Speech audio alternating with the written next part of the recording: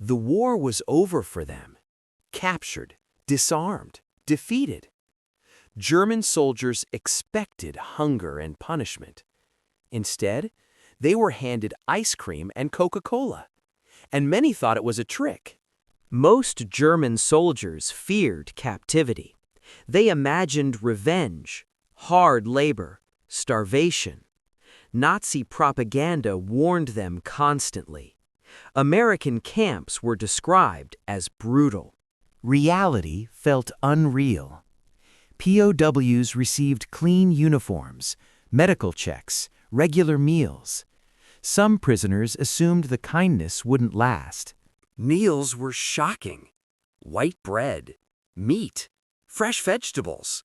For men used to rationing, it felt impossible. Ice cream appeared. Cold, sweet, daily. Some prisoners thought it was fake food. Others saved it, afraid it would disappear forever. Then there was Coca-Cola. Bottles everywhere, always available. German POWs asked a serious question. How can a nation waste sugar during war? American guards weren't trying to impress. This was normal supply. Factories ran non-stop. Ships crossed oceans constantly.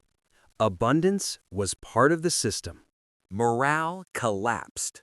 Prisoners realized something terrifying. If America could feed enemies this well, what could it do to enemies still fighting? German POWs wrote home. They described full meals, kind treatment, endless food. Censors allowed it because it was true. The U.S. followed the Geneva Convention strictly, not just for morality, but because it sent a message. Resistance was pointless. The real shock wasn't desert, it was scale. America fought wars the way it made food. Mass production, consistency, no shortages. German POWs understood too late. This war was already decided.